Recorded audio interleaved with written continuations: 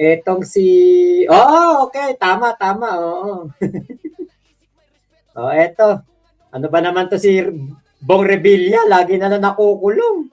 At makibalita na tayo sa mismong kulungan kung saan ipiniit si dating Senador Bong Revilla at mga kapwa-akusado. Doon tiniyak din ng Bureau of Jail Management and Penology o BJMP na walang bibigyan ng special treatment. Nakatutok doon live si Jonathan Andan. Jonathan. Vicky, 4 na oras na ngayong nakakulong si dating Senador Bong Revilla dito po sa New Quezon City Jail, male dormitory sa Payatas. Kasama niya po nakakulong dito ngayon yung 4 na kapwa niya akusado doon sa mga kaso kaugnay sa milyong pisong umunoy ghost flood control project sa Pandi, Bulacan.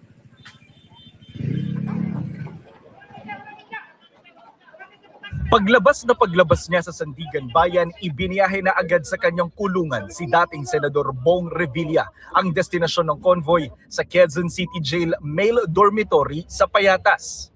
Dito, sunod-sunod na nagdatingan ng mga anak ni Revilla. Sige na, okay na yan. Sa loob ng City Jail, kinunan si Revilla ng mugshot at idinaan sa booking procedure. Binigyan din siya ng dilaw na uniform ng mga PDL o Persons Deprived of Liberty. Ganito ang itsura ng magiging kulungan ni Revilla. 47 square meters ang laki. May 5 bunk beds, kasya hanggang 10 PDLs. May sariling palikuran at hiwalay na shower pero hanggang dibdib lang ang dingding para sa seguridad. Tinitiyak ng BJMP o Bureau of Jail Management and Penology walang special treatment na ibibigay sa dating senador. Commitment ng BJMP yan na walang VIP treatment na mangyayari kahit kanino man hong PDL yan. Talaga hong nasa policy namin na bawal ho talaga yan. And... Teka, Sir J-Rex Bustinera ng BJMP, naku, maisingit ko na nga to. Sabi niyo wala pong VIP diyan sa inyong lugar sa BJMP. Ano po tawag dito? Bakit po itong preso na to nakakagamit po ng cellphone? Malinaw na malinaw 'yan, BJMP po 'yan, nakakagamit po ng cellphone. Diba? Teka, paano pa kaya to? Si Culao nga nakakagamit na cellphone. Di what more pa kaya yan? Dati pong senador yan. Ito po dati lang naman basurero. Dating Crudo Boys. Dating Kalakal Boys. Paano nyo po masasabi sa amin na walang VIP treatment kung ito pong katulad nitong si Culaong, Norman Mangusin, nakapag-VIP sa BJMP? Parang po yata, parang hindi po yata ako maniniwala dyan. Imbestigahan nyo naman to. Kahit na ito hindi sa inyong pamumuno, dapat pong ma-check nyo lahat. Dahil baka yung mga nagpa-VIP dito kay Culaong, hanggang ngayon, nandiyan pa rin sa BJMP. Kitang-kita naka-BJMP uniform, nakikipagtawagan po sa akin. Hindi pwede yan.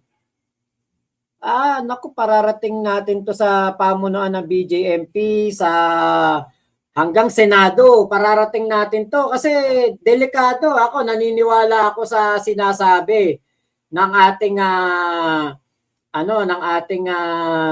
BJMP spokesperson. Pero, di ba, araw-araw ba siyang nakabantay sa BJMP? Nandiyan ba siya lagi?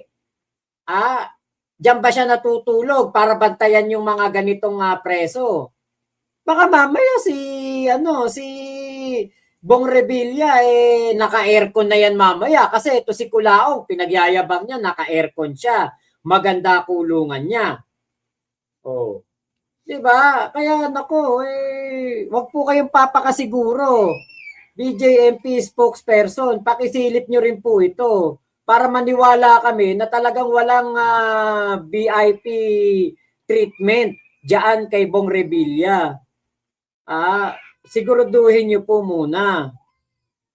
Ito, play na natin ulit to. Kung may mapapatunayan na gagawa niyan, kakasuhan ho natin at mananagot. Teka. Ba't ganun? Wala po napanagot dito. Dapat po, investigahan nyo to, si Kulaong.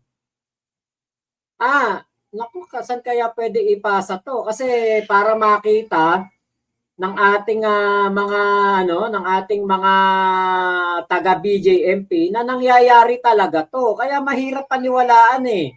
Yung sasabihin ninyo walang VIP treatment. Eto ngang si Kulaong, VIP ang touring sa sa loob ng kulungan.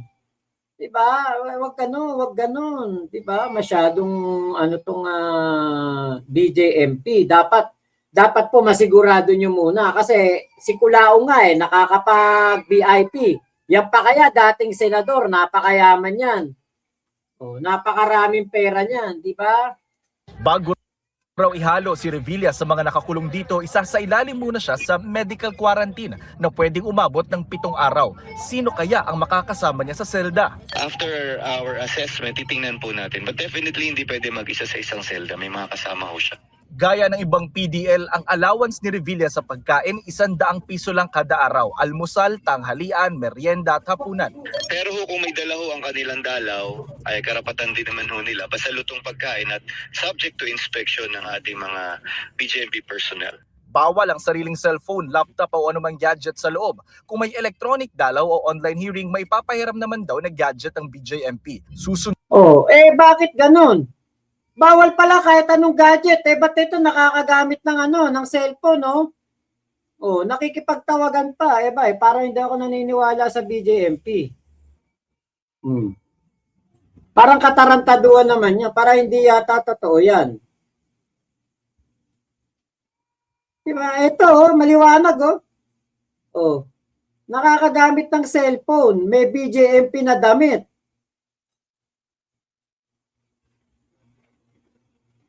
Diba? Sir spokesperson ng BJMP. Paki-check nyo po muna ang paligid ninyo bago po kayo magsalita. Kasi ito po, meron po dito, nakakulong, nakakagamit ng cellphone. Diba? Ano ba yun? Paki-check nyo naman po ito. Bago po kayo magsalita, siguraduhin nyo po muna na wala talaga nakakagamit ng cellphone. Kasi ito, may nakakagamit talaga eh. Diba? Masyadong kampante ang BJMP. Siyempre, spokesperson ka, kung ano yung sabihin sa'yo, yun ang sasabihin mo. Pero, sure ka ba na meron talagang hindi nakakagamit ng cellphone talaga yung mga yan? Dito kitang-kita natin si Norman Mangusin. Hindi naman to dating senador nakakagamit ng cellphone. What more pa kaya yung senador, 'di ba? susundin din daw ni Revilla ang oras ng dalaw tuwing Martes hanggang Linggo. Bukod kay Revilla, dito rin iniutos ng Sandigan Bayan na ikulong ang 4 na iba pa niyang kapwa-akusado sa kasong malversation at graft kaugnay sa Ghost Project sa Pandi, Bulacan. Yan ay ang mga kawani ng DPWH Bulacan 1st District Engineering Office na sina Assistant District Engineer Bryce Hernandez, mga engineer na sina JP Mendoza at RJ Domasig at ang accountant na si Juanito Mendoza. Kasama nilang 5 ang 7 iba pang DPWH officials na ikinulong dito noong Nobyembre dahil naman sa maanumalyang flood control project sa Oriental Mindoro.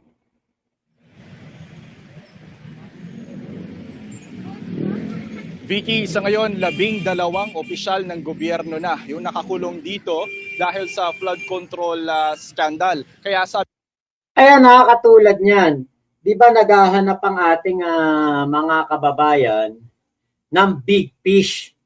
Yung tinatawag nilang big fish na mahuhuli. Heto na. Si Bong Revilla, big fish yan. Di ba? Ang akala pa nga natin, di ba, ito yung nagbago na. Pero hindi pala. Talagang ito palang si Bong Revilla, talagang sangkot pa rin sa korupsyon. Hindi maitatanggi na pang ilang beses niya na itong ginawa. Ako naman, syempre, dadaan pa naman yan sa due process, hindi pa naman napapatunayan. Pero di ba, Diyos ko, pang ilang beses na to. Paulit-ulit na to. Diba? Ito po ay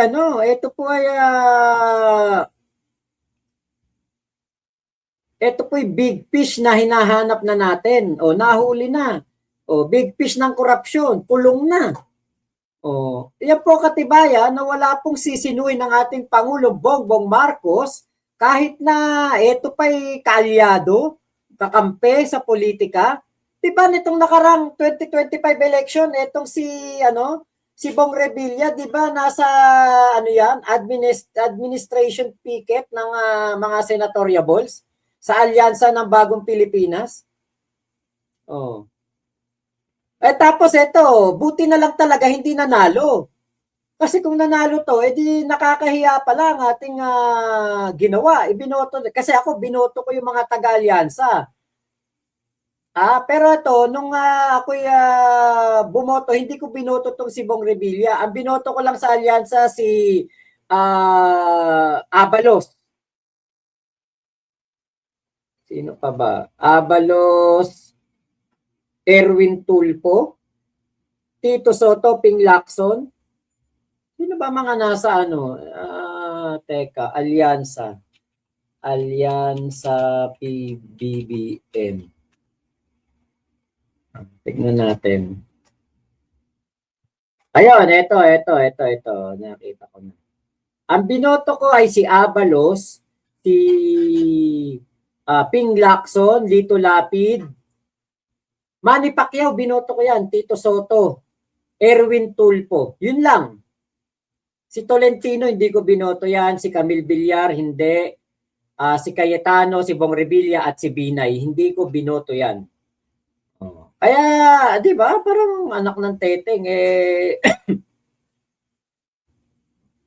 yan ay tayo diyan ayaw natin sa mga kurako, ayaw natin sa mga may issue ng korupsyon. Diba?